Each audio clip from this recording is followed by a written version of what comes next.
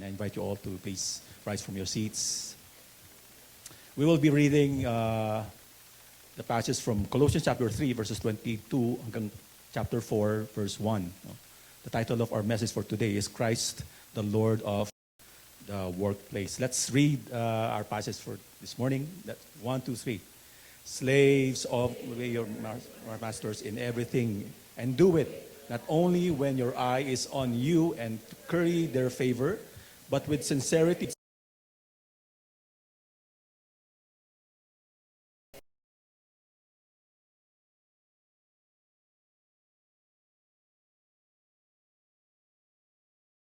A reward.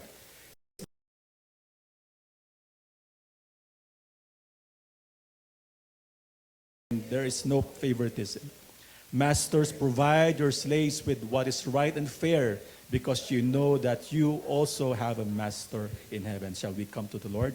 Oh Father, we just commit to you, Lord, your word, oh God, this morning. We pray that this will indeed minister to us. We ask, Lord, that you will open our hearts.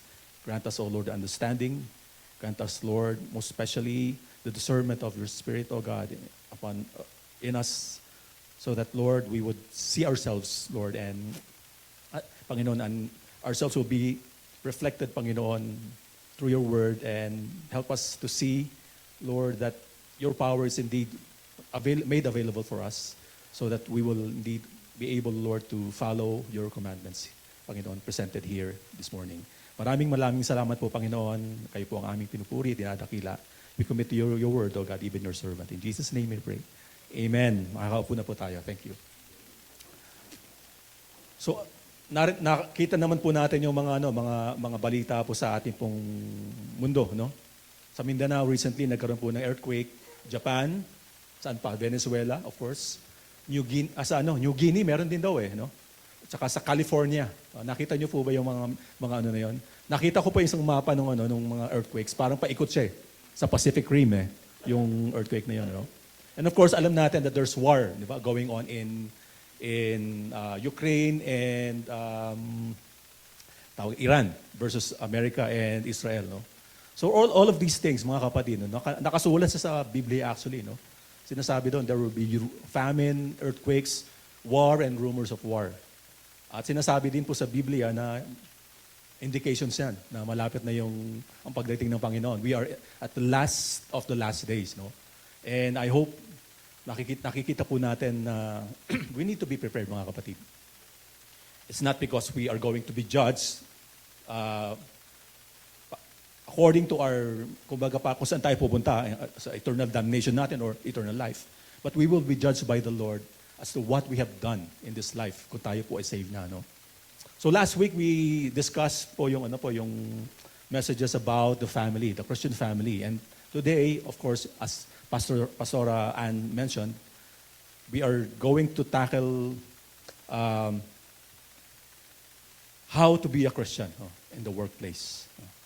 And mga kapatid, alam niyo po na prior to Reformation, okay, only the Pope, the bishops, the priests, the monks, and the clergies can serve God. Sila lang yung pwedeng maglingkod sa Diyos, no? Prior to the Reformation. What I mean is, during the time of the medieval ages, or the dark ages na tinatawag sa history po natin, yung mga religious workers lang, mga clergies, mga monk, sila lang yung nakakapag-serve sa Panginoon, ano? But nung dumating po yung Reformation, nabago po ang pananaw ng tao. Okay, about serving God, no? Kasi nung time ng medieval ages, ang paniniwala nila, merong sacred work at saka may secular work.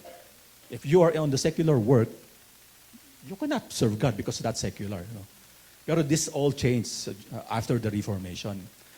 I will introduce a phrase to you, no? Ang tawag po dito yung Protestant work ethic. Narinig niyo po ba yun? The Protestant work ethic. Sinasabi po noon, the Protestant work ethic is a concept emphasizing the belief that individuals have a spiritual duty to work diligently and use their earnings responsibly. Ganda po nito, no? Sinasabi po nito yung may spiritual duty daw tayong lahat. Kahit hindi tayo pare, kahit hindi tayo religiously workers, no? And ang duty natin is to diligently work. kung saan man tayo nandun. No? Rooted in the teachings of John Calvin and Martin Luther, this ideology suggests that earthly labor is a form of service to God. Ang ganda, mga kapatid, no? It's a form of service to God. Yung earthly labor natin, pagtatrabaho natin dito sa mundo ito, reflecting one's dedication to living a godly life. Yung godliness mo, yung buhay mo na pagiging maka-Diyos, lalabas na dapat yan sa pagtatrabaho mo. Ang ganda po, no? Yun po yung Protestant work ethic na tinatawag. So working diligently is a form of godliness done for God. Ano pa po, di mo kailangan maging religious leader o maging church worker para ka makapaglingkod sa Panginoon. And of course, ang paniniwala ng Reformation, ng mga reformers is that we are all priests. We are royal priesthood. Sabi po sa 1 Peter chapter 2 verse 9, lahat ng believer ng Panginoon, we are all priests. Mga pare tayo. Hindi yung pare sa pang-unawa natin ngayong time na ito. No? So yun po ang napakagandang katuruan po na ating titignan po ngayong umagang ito. No? Paul's instruction to the Colossians is very clear about this, no? That we can serve God in our workplaces. Mga kapatid, the second most difficult task, next to managing the financial profitability of a company, I believe, is managing people. Siguro meron dito mga managers, no? Okay. Mahirap mag-manage ng tao, di ba? Kasi magkakaiba ng ugali, ng behavior, ng work ethic, lahat na lang. No? At kung hindi mo siya ma-manage ng maayos, hindi mo pa-perform ng maayos yung company mo o yung team mo. No? So ganun po yun. Ano? But if you are a Christian employee, you are not just a worker, but a follower of Jesus in your workplace. And this must be evident in the quality of work you render to your employer. The same goes with the employer, of course, no? On how he treats his employees. There is a higher purpose in terms of motive and goal. Makikita po natin mamaya. This is what we will look at this morning. No? We will see the instructions given by God through Paul to the Colossians and we'll learn how to apply them in our context this morning. Of course, ang nakita po natin doon sa ating passage, slaves at saka masters. Wala na namang slaves ngayon, di po ba? So, i-contextualize po natin itong ating pong pag-aaralan ngayong umagang ito. Tingnan po natin ang ating outline. The first main point is Christ and the worker. Ang first sub-point po nito is Christ and our ethic at work sa verse 22.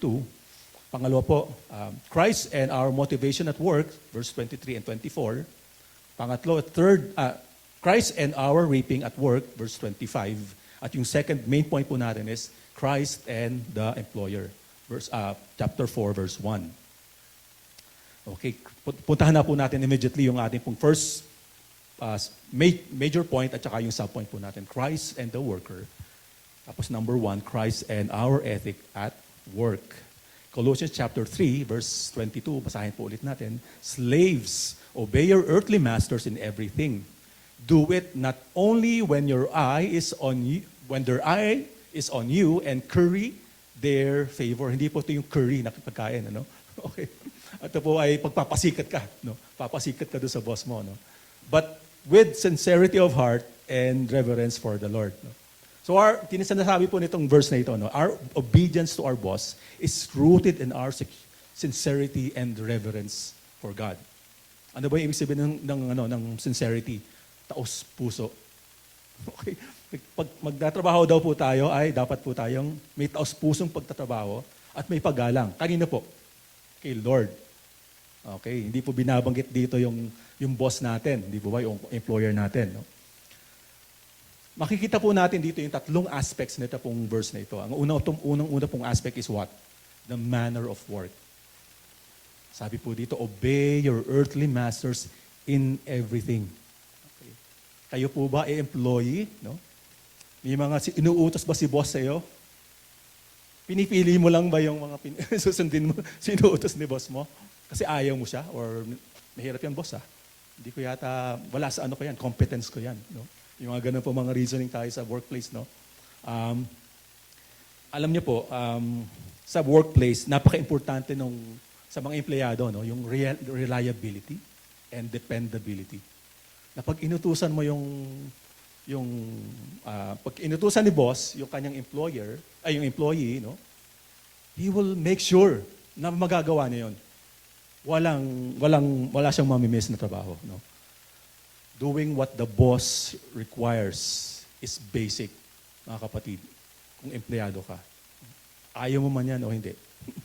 Sabi dito, everything daw, mga kapatid. Tapos sabi yun, di ba, dapat daw, with sincerity of heart. Hindi ka nag-grumble. Boss, pambihira naman si boss, oh. Pero ako na naman inutusan. Madami naman kaming kasama dito sa department namin. Bakit ako parating inutusan ni boss? No?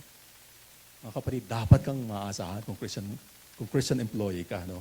When you commit something, finish as expected. No?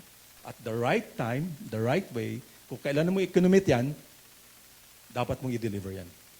Ganun po dapat tayo kung Christian, employee po tayo. No? Or do everything completely, hindi dapat partial. Walang procrastination. Di ba? Marami pong beses sa workplace, maraming ganun eh. No? Magko-commit yung isang tao, pero pagdating ng time, deadline, hindi pa rin yan natatapos. No? So we have to be true to our commitment. No? Submit the required reports every day. Okay? Do not leave work without doing so. Update your boss kung may mga sales report na dapat i-report, no? Kung may mga wins ba, may mga panalo ka ba sa mga deals mo? Kung may mga losses, i-report mo ba kay boss yan? O hindi na lang, tatago ko na lang sa bulsa ko o something like that, no? Finish everything required. No? Kung may field work ka, do a summary. Kung may mga reports na dapat i-report mo siya, no? Report on time. Ito pa isa sa mga challenges. Mga late dumating sa trabaho. Dapat kung ikaw Christian, ikaw dapat yung nauuna sa office. Or eksakto dapat. Or before your time. May body clock pa ba kayo ngayon? Hindi na, biometric na, di ba? Okay. So yun, dapat ikaw hindi ka nalilate. Kung alam mong 8 o'clock, tapos ma-traffic sa Session Road, gumising ka ng maga, di ba? Para hindi ka malate sa trabaho mo. No? Hindi mo pwedeng sabihin, bro, na-traffic ako. Alam mo namang ma-traffic talaga. Di gawa mo na siya ng paraan. No? When your boss gives you an important and crucial task, okay, that may mean, kapatid, no? Huwag kang mareklamo. Baka nakikita ka niya as a reliable employee, reliable person. And you should be thankful for that. Kasi alam mo, the Lord is going to promote you eventually, no? And your boss is going to see that, no? Keep it up, no? Yung pag ikaw ay binibigyan ng mga additional tasks sa office mo, it means that you are a blessing to that company. Amen? Amen. Okay.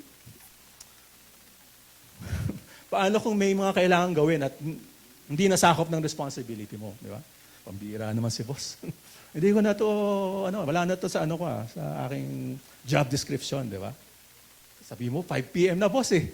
Bukas na lang, di ba? Alam niyo mga ganong pag ikaw yung inutusan, may gagawin pa, 4:50 na. Di ba, boss? Pwedeng bukas na lang yan, Okay. Kailangan po natin gawin yan. If you are a faithful follower of Christ, you need to die to yourself. Okay? May absent na tao, walang gagawa no kanyang naiwan na trabaho, nag-leave, nag-maternity leave for example, ang tagal nun, maternity leave, di ba? Okay, sinong gagawa niyan? Sino pa? Yung Christian. Okay. Okay, yun po yan, Sabi po sa Matthew chapter 5, verse 14, if anyone forces you to go 1 mile, go with them 2 miles. Nako, ito na yun, mga kapatid, Wala tayong excuse, it's not my responsibility, boss. Pero sabi ng Biblia, go 2 miles. Dapat may extra pay ako dyan, boss. Kasi wala na sa kaya wala na yan. Overtime na dapat yan, boss. Diba? Hindi po, Dapat po tayo magtrabaho para sa Panginoon. You may never get paid for the overtime work or be recognized by your boss for the extra mile, but God sees it. Alam ng Panginoon yung ginagawa natin. This is the beauty of this instruction. It is a step of faith to follow. Kahit alam mong wala kang pakinabang dun sa gagawin mo. It's dying to self, putting the interests of others first before yours. Kung may mga bagay na nakita kang dapat gawin, take the initiative to do that, to do it, tell your boss, be an extra miler. Sabihin po natin, be an extra miler. Okay, I hope bukas pagpasok po natin, we will be extra miler. It is not only the Lord, but people will also see it. Any righteous leader can tell an employee who is an extra miler. Sigurado yan, kapatid. Hindi mo lang alam yan. Okay. So, nung ako po ay nagtatrabaho, kitang-kita ko yung mga employees na ganan. Maagang gumising, maagang pumasok, late uuwi. Pag binigyan mo ng trabaho, walang angal yan. Sige, boss. Ganun, Ganun po dapat tayo, mga Christians. Sabi po sa Proverbs chapter 10, verse 4, lazy hands make for poverty, but diligent hands bring wealth. Ang ganda, mga kapatid, Kung tayo daw po ay tamad, maghihirap tayo. Pero kung tayo daw ay diligent, masipag tayo, okay, anong mangyayari sa atin? Sabi po dito, yayaman daw tayo, At hindi po imposible mangyari yon, It is proven time and time again, na ang Panginoon is going to promote those who are diligent at work. Hindi naman po bulag ang mata ng Panginoon to promote us, to help us sa ating pong kabuhayan. Ang mga taong masisipag at maaasahan ang umaangat sa buhay. Empleyado ka man o businessman ka man. Yung pong isa kong kakilala sa pamilya po namin, napakasipag niya magtrabaho, magnegosyo.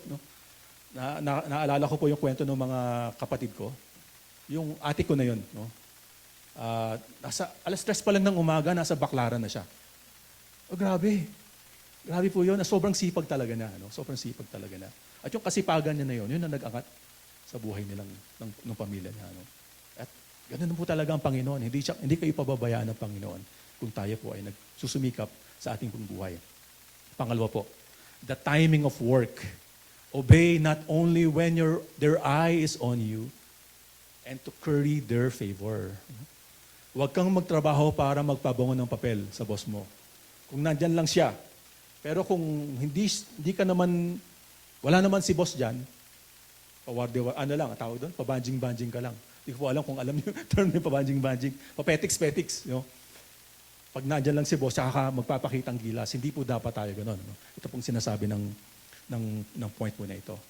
May kasabihan nga po, when the cat is away, mouse play. Naglalaro yung mga daga, di ba? Pag wala si mouse, Huwag po tayong gano'n, mga kapatid. Kung Christian tayo, hindi dapat tayo gano'n, Progress of work is slow if unsupervised. But when the boss is around, much is accomplished. This must not be true of us, mga kapatid. Work at all times, even when there is no one looking at you. Kahit hindi si boss, kahit yung mga ka-office mates mo.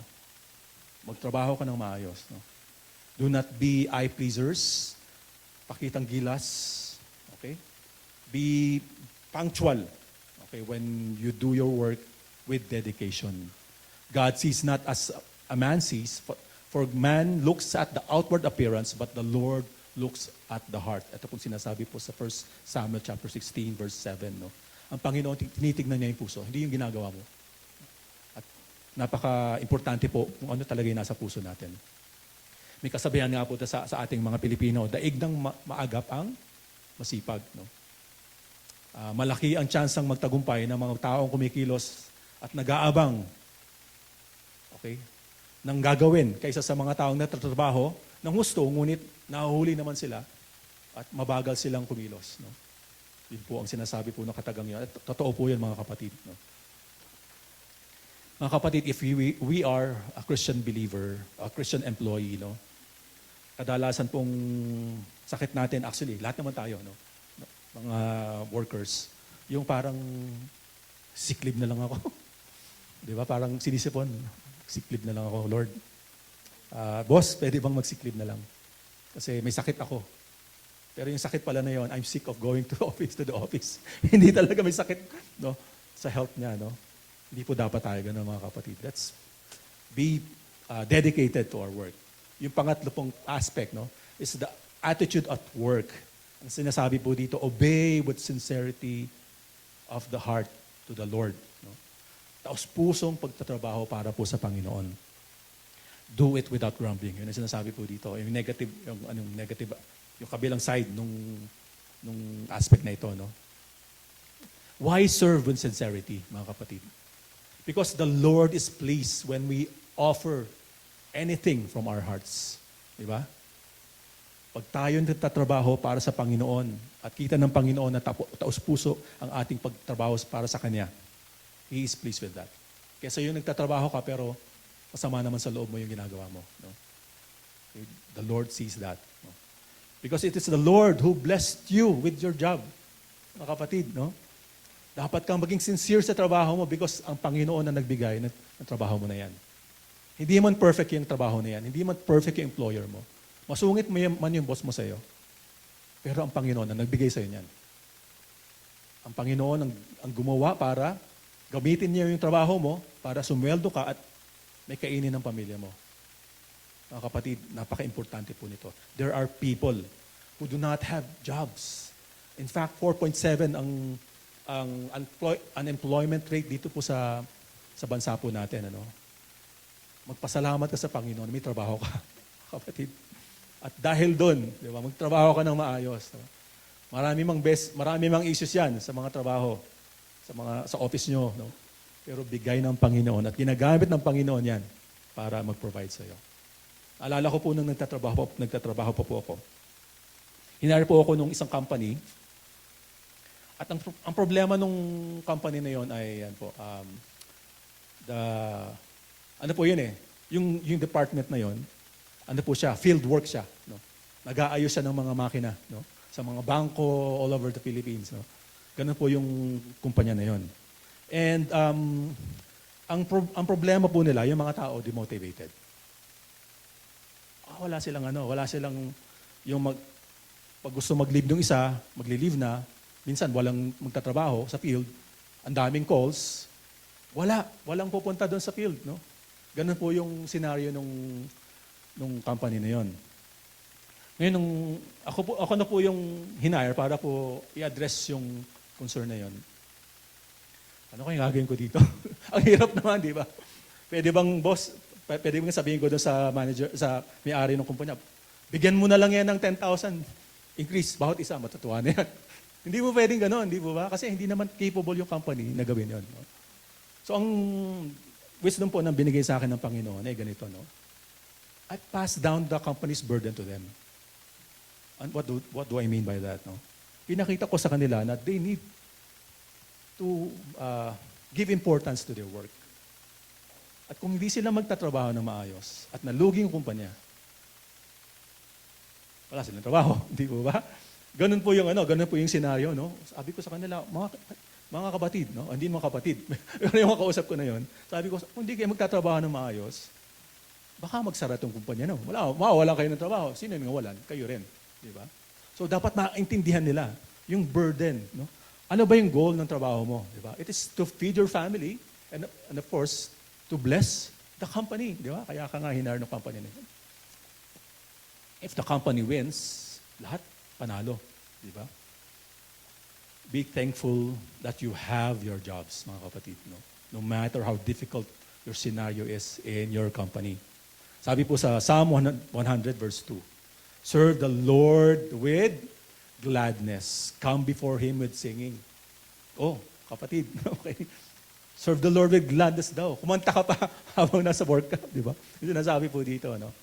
So, pwedeng start mo na yan bukas. I will serve the Lord with gladness.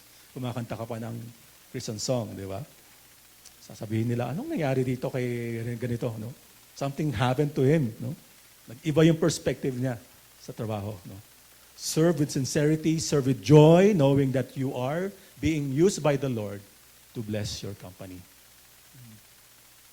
Lagi niyong isipin yan, mga kapatid. You are being used by the Lord to bless your company.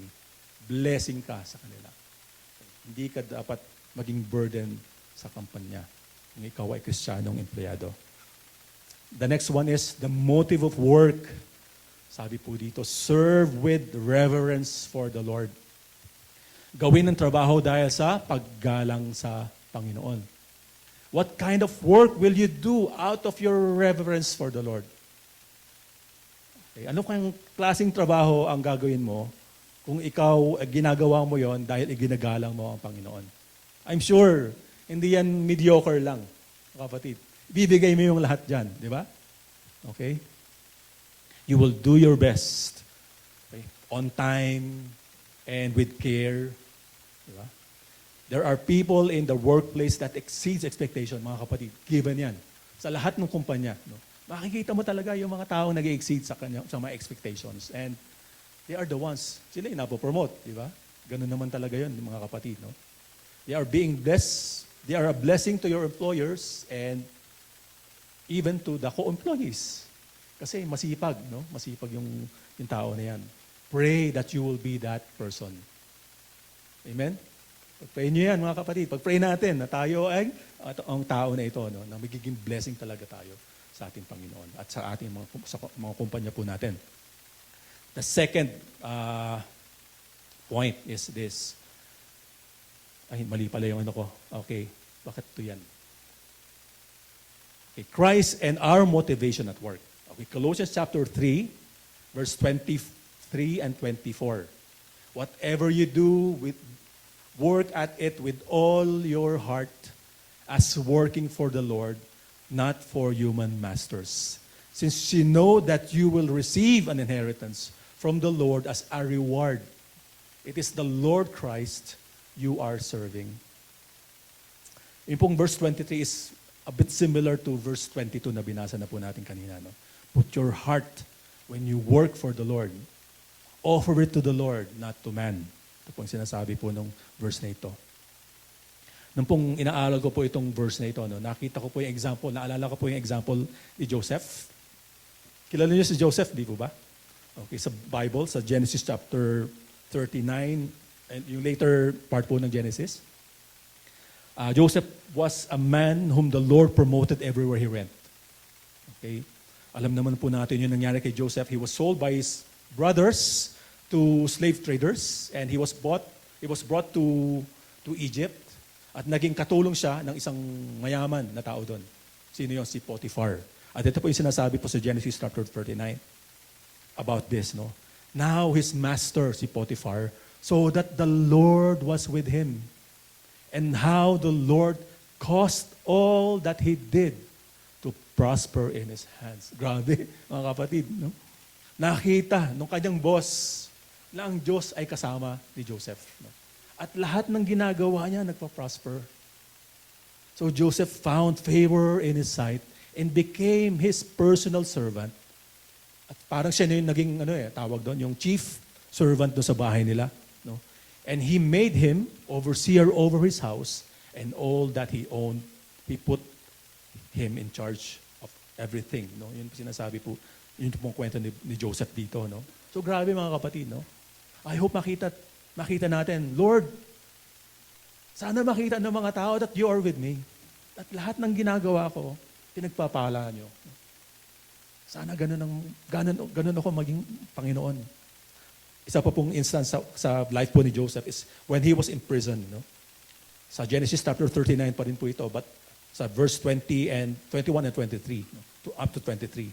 But the Lord was with Joseph and extended kindness to him. Ina naman po, no? And gave him favor in the sight of the chief jailer. Nasa kulungan na si Joseph nito, mga kapatid. Isa siya sa mga nakulong. Bakit siya nakulong? Because hindi siya criminal. Because he was accused of attempting to rape the wife of Potiphar, na hindi naman po totoo. No? The chief jailer committed to Joseph's charge all the prisoners who were in the jail. Siya yung parang naging warden na nung jail. No? So that whatever was done there, he was responsible for it. Ano pinakikita po nitong passage nito, mga kapatid? Masipag si Joseph. Di ba? Lahat pinagkatiwala sa kanya ng jail warden. No? Grabe ito. No?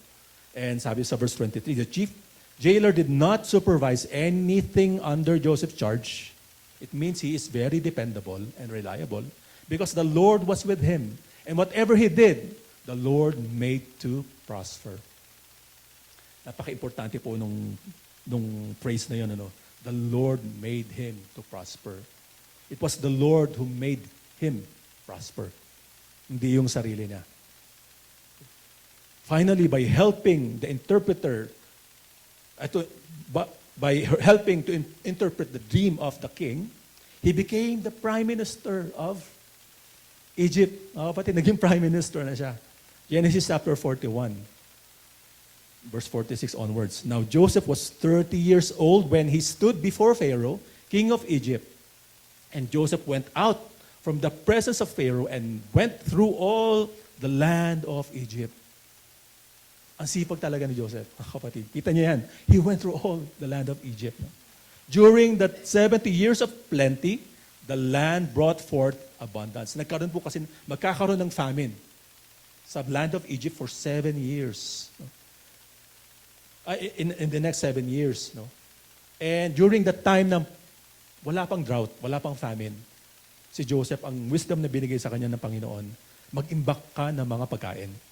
Ilagay mo sa storehouse para pag dumating na yung drought, yung famine, may pagkain tayo.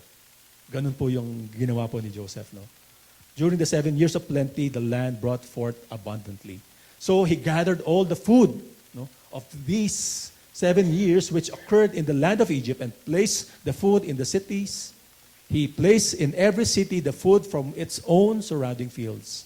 Thus Joseph stored up grain in great abundance, like the sand of the sea, until he stopped measuring. So sobrang dami. For it was beyond measure. Ang sipag talaga, mga kapatid ni Joseph. Joseph did many good things at work in his time. People saw that the Lord was with Joseph in the things that he did. Obvious na obvious. Paano kaya nangyari yun? Of course, si Joseph, sinasabi niya yun, di ba? Ang Panginoon, ang kasama niya, ang katulong niya sa lahat ng ginagawa niya. Kaya, ang tingin sa kanya ng mga bosses niya, ng mga tao, the Lord is with this person. Because sinasabi ni Joseph yun. I hope we do that as well. Pag tayo ay may ginagawang mabuti, we are commended by our boss or office mates man natin, sabihin natin, si Lord yan. Si Lord ang nagbigay sa akin ng wisdom, ng lakas, ng motivation para gawin ko yung mga ginagawa ko na yan. So that God will indeed be glorified. No? It was clearly acknowledged that the Lord was indeed with Joseph. And the Lord was the one who enabled him to do all the things that he did. No? What a testimony, mga kapatid. What a way to show the fruit of faith to others. No? I hope we are inspired by the life of Joseph. It is God who enabled him to do what he did. Kaya po ang napakaganda po nitong Philippians chapter 2 verse 13.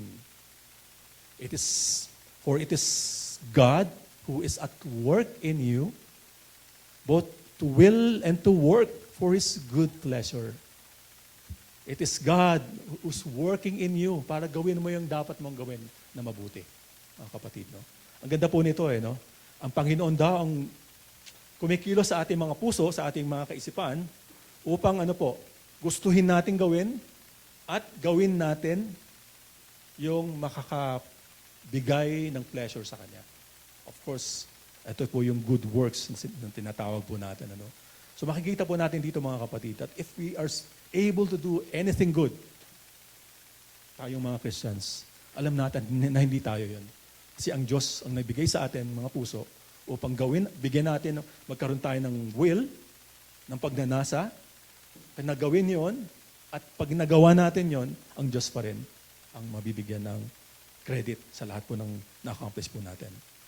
Sabi nga po sa Psalm 115, verse 1, not to us, O Lord, not to us, but to your name give glory. Lagi po dapat tayong ganon, mga kapatid. Pag tayo ay nako-comment sa ating mga ginagawa, hindi sa akin, Lord, hindi sa akin, sa iyo ang kapurihan at pasasalamat. Amen? Let us try to be a good worker so that people will say, the Lord is with that person. The Lord is with Adam. Litaw na litaw kasi sa likod.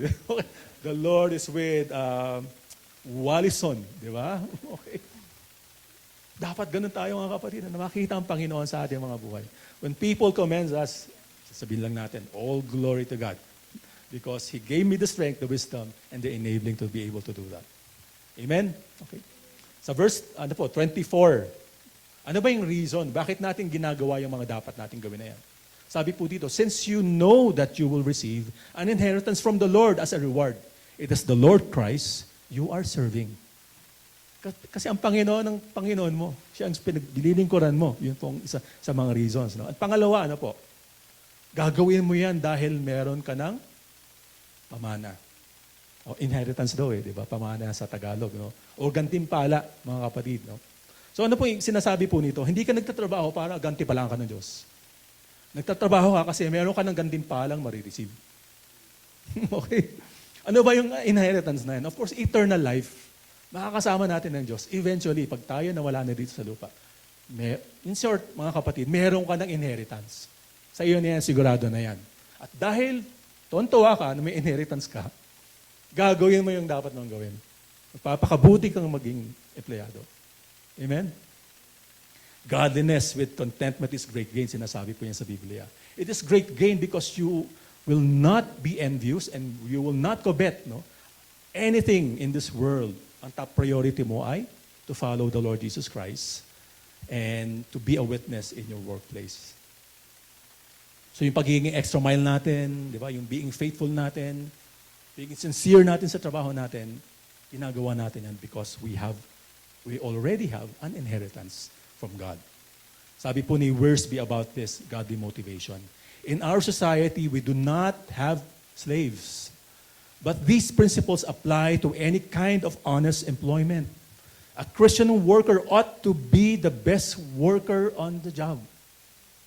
Okay, dapat ako yan, Lord. Maging best worker ako, not for me, but for your glory. He ought to obey orders and not argue. Ikaw ba ay nagre-reklamo sa boss mo? Boss, ang hirap naman yung imposible naman yan. He ought to serve Christ. Sabihin mo na lang sa boss mo, sige boss, kukunin ko yan. Nothing is impossible with God. Di ba? Okay. He ought to serve Christ and not the boss only, and he ought to work whether anybody is watching or not. If he follows these principles, he will receive his reward from Christ even if his earthly boss or master does not recognize him or reward him. Okay lang, boss, kahit ako lang, Lord, kahit hindi ako ma-promote. Basta sumunod ako sa iyo. Di ba? Nakakatuwa po itong teaching na ito, no? Sana po maging ganun tayo, no? We are not working to be promoted, but we're working for the Lord. Whatever happens to us, alam natin di tayo pababayaan ng Panginoon. Kung di tayo promote ng Panginoon, baka hindi mo kayanin pag na-promote ka, baka yumamang ka. Wag muna ngayon, di ba? Pwede pong ganun ang gusto ng Panginoon sa atin. So we have learned two things, two truths about what we have discussed so far. Ang unang-una po, your work matters to God. Ulitin po natin ito. Your work matters to God. No? God blesses your company through you. Blessing ka sa company na yan. Kaya ka nandyan. No? Pangalawa po is God matters to your work. Ulitin po natin. God matters to your work. Because it's Him, whom you are serving. It is Him who you are serving. No? It is Him who blesses you to accomplish His work through you. Mga kapatid, sa paningin ng Panginoon, lahat tayo equal. Alam niyo po ba yun? Pastor ka man, worker ka man sa messenger ka man, pare-pareho po tayo. At tingin natin ang Panginoon sa atin, pare-pareho lang. So huwag mong maliitin ang trabaho mo. Ito pa rin yun, work for the Lord with sincerity, di ba? Kung helper ka man sa bahay, liaison officer ka man, ahente ka man, okay, technician ka man, okay, manager ka man, supervisor ka man, pantay-pantay tayo. We're all given the same opportunity, the same commandment, to be a blessing. Hindi lamang ito sa employment, of course, kung meron kang mga customers na pinaglilingkuran mo, di ba? Na serve mo, ganun din po yan. Ma-apply din po natin ang lahat po ng ito. Serve Him, ang Panginoon. Number 3, Christ and our reaping at work sa verse 25. Anyone who does wrong will be repaid for their wrongs, and there is no favoritism. Meron pong comment dito si John MacArthur about this verse. No? The Christian servant is not to presume on his Christianity to justify his disobedience. Even if we are God's children, we will reap what we sow because God is impartial. Paano po ba ito itatranslate? No? Okay. Sasabihin natin, save naman na ako. Hindi ko naman na kailangan sundin yung sinasabi niya sa trabaho na yan. Okay? Hindi ko na kailangan sundin si Lord. It does not affect my salvation anyway. Di ba? Mga kapatid, hindi ka pagpapahalayan ng Diyos, no? Kung hindi mo susundin ang inibigay niyang commandment para sa atin, sa ating trabaho. No? Until we make things right, we will not experience the blessing of God. And of course, the Lord is going to judge us. No?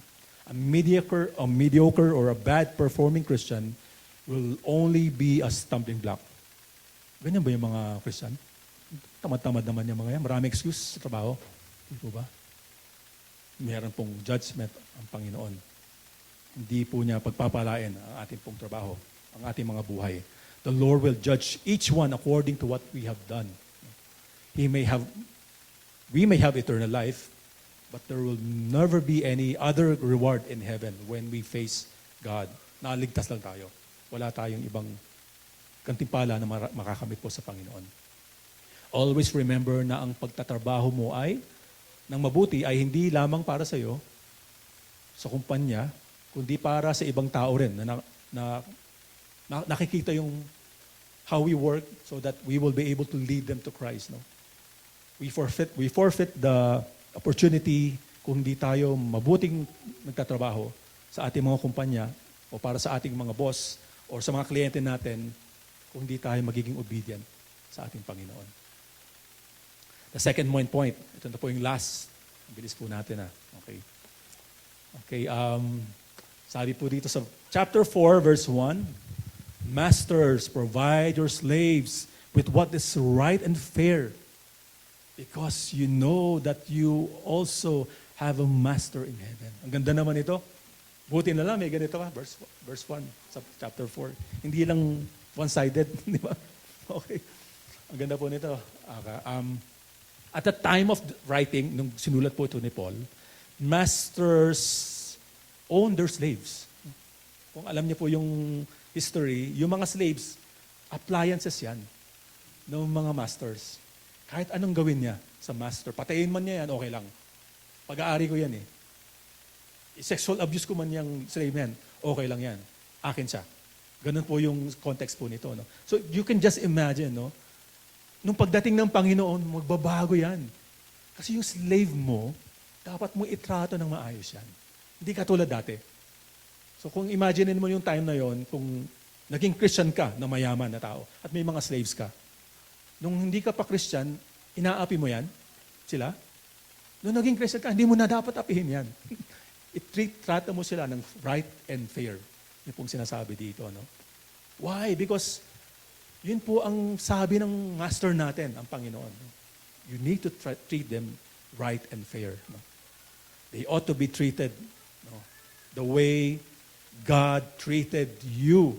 You are a sinner. Naawa ang Diyos sa'yo. He favored your life. Pakita mo rin yan sa mga slave mo. Ganun po yung context po nito. So, there's no room for maltreatment, mga kapatid. Sabi po sa Psalm 140 verse 12, I know that the Lord will maintain the cause of the afflicted. Nako, kapatid. Kung inaapin mo yung mga slaves mo, yung mga employee mo, si Lord ang kaaway mo. No? Sabi dito, no?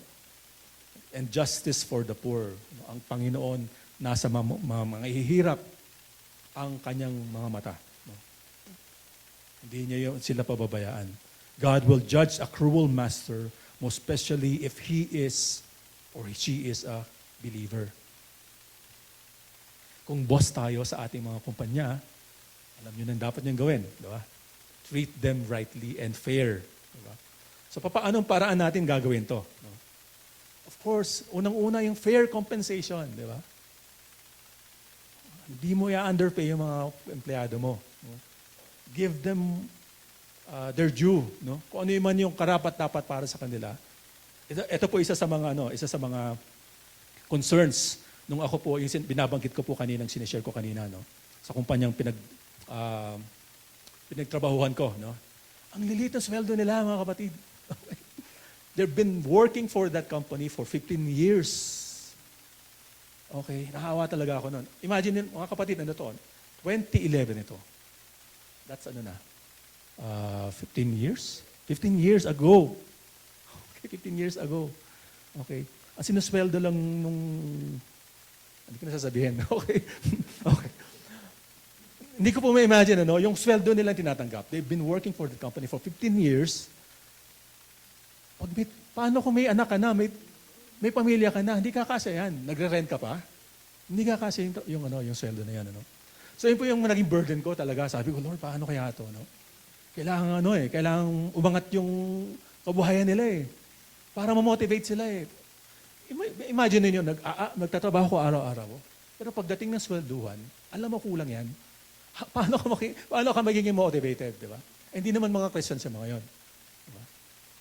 Ganun po yung challenge, napaka-importante po ng role ng mga employers, ng mga boss, If you have the capacity to be fair, to make it right with your employees, do it. Paglaban mo yan, So naalala ko pa po yung isa ko pa pong experience, Doon po sa grupo namin, doon po sa isang kumpanya pa na pinagtrabahuan ko.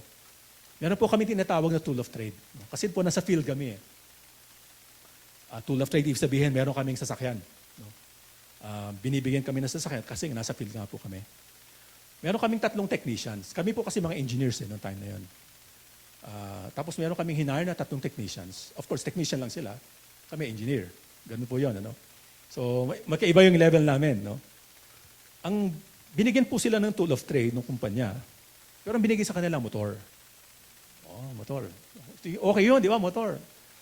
So, blessing actually yun para for them, Pero ito po nangyari, may isa kaming technician na aksidente. Doon sa may Ayala, sa may EDSA, Sad-sad siya. Bali yung ganito. Pati ako parang, nakakaawa naman yung empleyado namin. Ako na po yung yung head po nung grupo namin na yun. Sabi, paano gagawin ko dito? So, ang ginawa ko po, nagbigay ako ng justification. Siyempre, kinuha ko yung mga details ng aksidente, di ba? At yung kumpanya naman po namin, very, very, siguro isa sa mga nakakatuwa doon sa kumpanya namin.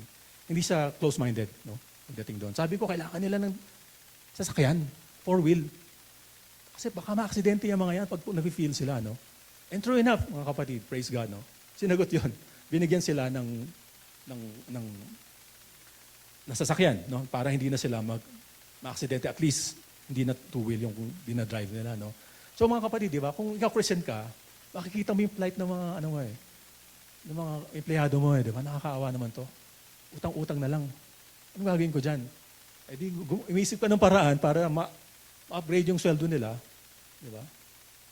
So, ang ginawa ko po noong time na yun, doon sa second kumpanya na pinagtrabahuan ko, nagbigay ako ng incentive scheme na tinatawag, di ba?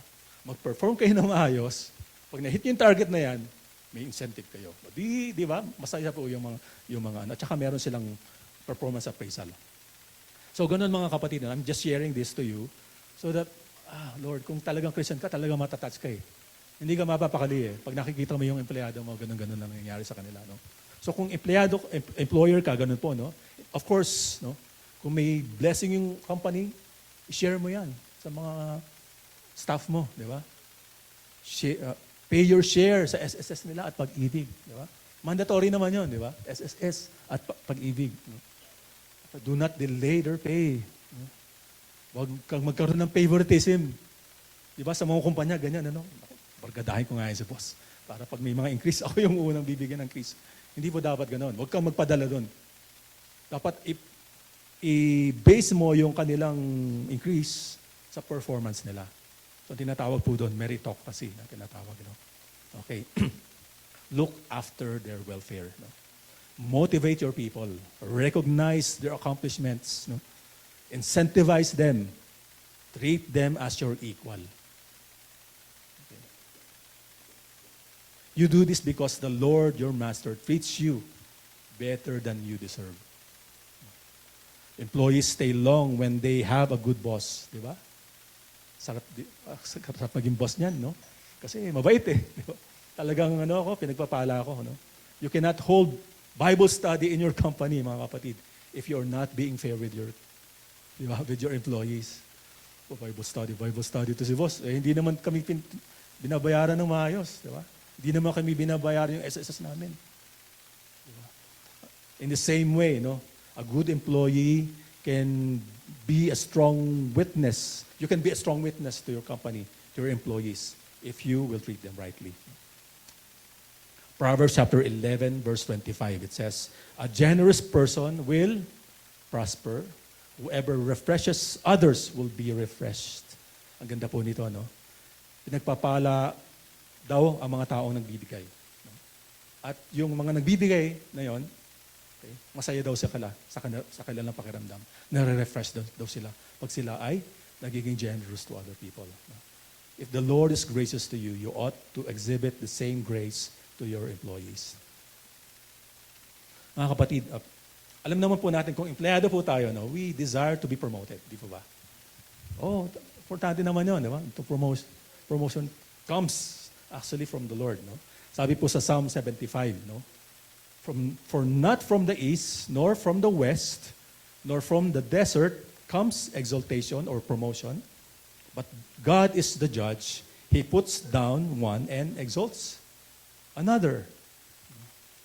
Sabi po sa Proverbs chapter 22, verse 29, do you see a man who excels in his work? He will stand before kings. No? He will not stand before unknown men. Ito po yung nangyari kay Joseph, mga kapatid. And I hope ito rin ang mangyari po sa atin. No? Maging tayo, we will stand before kings. No? Sa mga CEO o kung ano man yung mga sa kumpanya po natin. Ano? It is the Lord who determines our path, mga kapatid. We can get promoted or not, but at the end of the day, what is important is we served Him at work and even in our company. May sinabi po si Verse B ulit, no? In today's complex, competitive world, it is sometimes difficult for a Christian to obey God and hold his job or get a promotion. But he must obey God just the same and trust Him for what he needs. Unsaved fellow employees may take advantage of the Christian worker. But perhaps this can be an opportunity for the Christian to witness and back up his witness with his life. It is far more important to win a soul, a lost soul, than to make a few extra dollars. Hindi ka man na-promote, okay lang. Pero pinagtatrabahoan mo naman ng maayos, no? Ginagawa mo na yung trabaho mo. Pero kung hindi pa-will ng Panginoon na ma-promote ka, okay lang yun. Basta nakikita nila yung pagiging Christian ko. At kung nakita nila yung pagiging Christian ko, pwede ko silang masyara ng gospel. Kasi kita naman nila sa buhay ko yung yung faithfulness ko sa Panginoon, di ba? Pero sabi lang nito, hindi importante yung money, yung financial reward, no? Importante sa akin, makakilala ang ibang tao sa Panginoon sa pamamagitan ng buhay ko. Our Christianity must be evident in our life. It is the main goal of our life. Remember, mga kapatid, this is very, very important. No? In whatever you do all to the glory of God. It is not for you. It is not for your career. It is not for your financial gain. It is for Christ. No? It is for Christ. We do all these things for Christ. Anything done outside of a Christ-centered goal will have no eternal value at all. Only what is done for Christ will last. We can become the best employee. We can become the president of the company. We can own a very profitable business. We can be successful in whatever we do. But unless we make a difference for the name of Christ by working for Him, all our successes amount to nothing. Are you in a situation, mga kapatid, right now, na wala ka ng motivation sa trabaho mo? Gusto ko nang mag-retire. Pagod na ako. Wala na ako makikitang future sa trabaho ko na ito. No? Kapatid, you need to change your mind. No? Work not for your earthly boss, but serve the Lord at work. Not for man, not for even for yourself. No? You should aspire great things for God in your workplace. Work for the Lord, not for your boss. Not for your masungit na boss, unfair na boss. Di ba? Magtrabaho ka para sa Panginoon. Sa papaanong paraan? No? Sabi po sa Psalm 37, verses 5 and 6. Commit your way to the Lord. Kapatid, i-commit mo yung trabaho mo sa Panginoon. Yung ginagawa mo, i-commit mo yan sa Panginoon. Lord, I'm committing today to you. Alam ko, marami akong gagawin sa trabaho ko. Lord, tulungan niyo po ako sa mga gagawin ko. No? Ano pa? Trust in Him and He will do this. Magtiwala ka sa Panginoon. May gagawin ng Panginoon. Through you. No? He will make your righteous reward shine like the dawn. Ibig sabihin niyan, mag-expect ka. Di ba? Mag-expect ka na gagawa ang Panginoon. He will let you shine. No? Your vindication like the noonday sun. Commit your ways to the Lord. Trust the Lord. And expect that He is going to do something. No? That will make your being a Christian shine like the noonday sun. Pero of course, dapat ka magtrabaho ng ayos, mga kapatid. No? Pray that the Lord will enable you for your Christian witness for you to shine. Matthew chapter 5, verse 14 hanggang 16. You are the light of the world. Kapatid, kung Christian ka na, lagi mong iisipin to, ilaw ka sa mundong ito. You are a light no, of this world. A city set on a hill cannot be hidden. Ito, Baguio. Di ba? Tatago mo ba ito? Hindi mo matatago yan kasi makikita mo siya. No? Okay. Nor does anyone light a lamp and put it under a basket, but on the lampstand. It gives light to all who are in the house. Nagsindi ka ng kandila pag brown out. Tatago mo ba yon? Tatakpan mo ba siya? Hindi, di ba? Pakikita mo siya. Ilalabas mo siya para mag-iliwanag yung kapaligiran. Di ba? Ganun po dapat tayo mga kapatid. No? Let your light shine before men in such a way that they may see your good works and glorify your Father who is in heaven. Pakita mo ang ilaw mo. No? At makita niya ang mabubuti mong ginagawa para sila ay magbigay daw ng kaluwalhatian sa amang nasa langit. No? Ang ganda po nitong verse 16. No? Paano po ba magbibigay ng glory ang mga nakakakita ng mabubuting gawa natin? Pag naging Christian sila. They will glorify the Father who is in heaven. So come out, kapatid. Come out. Okay, shine your light and glorify God. Sabi mo nga ito sa iyo. Come out. Come out. No? Ilabas mo ang ilaw mo, mga kapatid. No? It boils down to one thing, no? The purpose. No? To serve, lagi po natin, balikan po natin. Ang purpose natin is to serve the Lord with sincerity and reverence.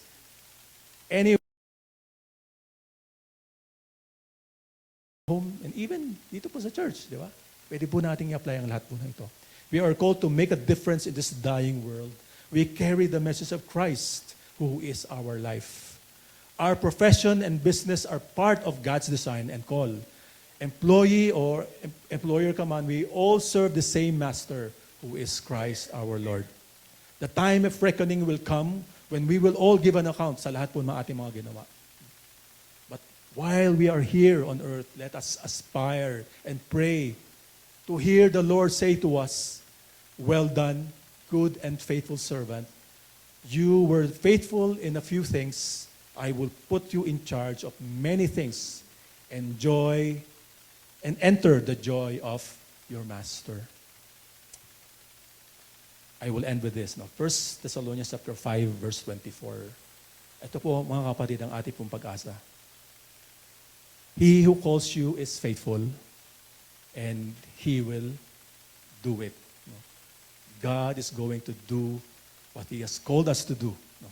If we are going to obey Him and trust Him and expect from Him. Amen? Shall we all rise from our seats, mga kapatid?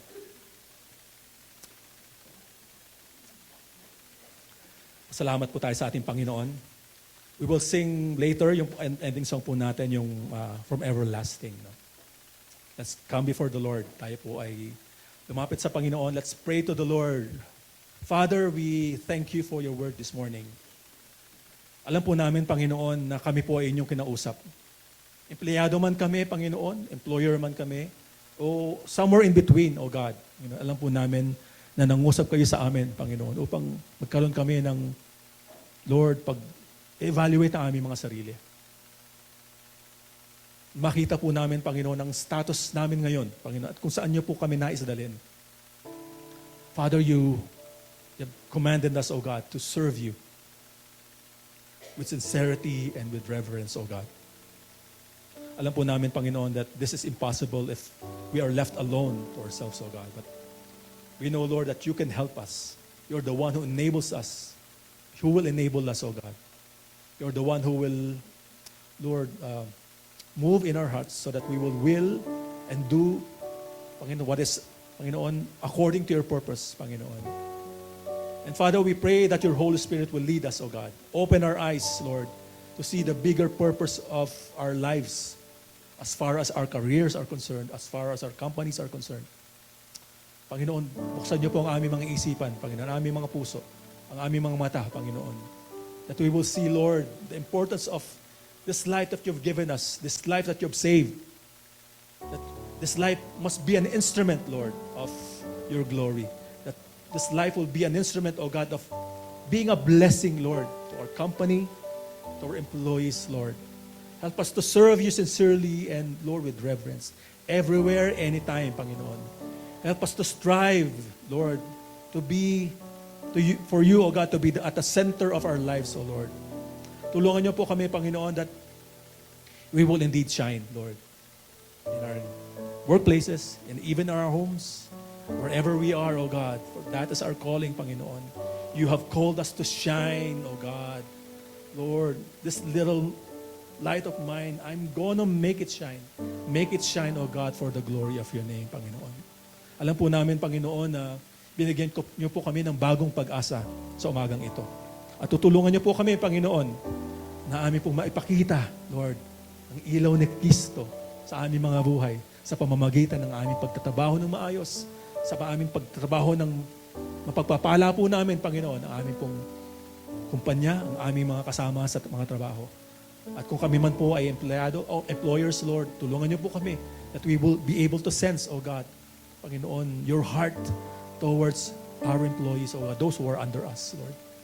Alam po namin, Panginoon, that this is only the beginning of something good that you're going to do in our careers and even in our private lives, Lord. Maraming salamat po, Panginoon. Ang open opportunities for us, O God, to be able to share the gospel to others. Help us, O Lord, Panginoon, na ipakita po, Panginoon, sabihin, Panginoon, na kami ay follower ninyo. Panginoon, hindi po kami mahiya, Panginoon. Ngunit we will boldly proclaim that you have saved us and our lives are yours, O God. And we shall do our best, Lord, Panginoon. Help us to do our best, Panginoon, to shine and to give glory to your name. Maraming salamat po, Panginoon. Purihin po ang inyong pangalan, Panginoon, sa ginawa niyo ngayon sa inyong umaga. And even as we, Lord, give our tithes and offerings, we thank you for making us a part, O God, of this ministry. We pray that you will bless our church to be able to share the gospel to others, O God, and to be a blessing to the brethren, that all of us will be equipped, O God, to godliness. We bless you, we thank you, we honor you, we glorify you. We love you, Lord. In Jesus' name, we pray all of these things. Amen and amen. Salamat po, Panginoon.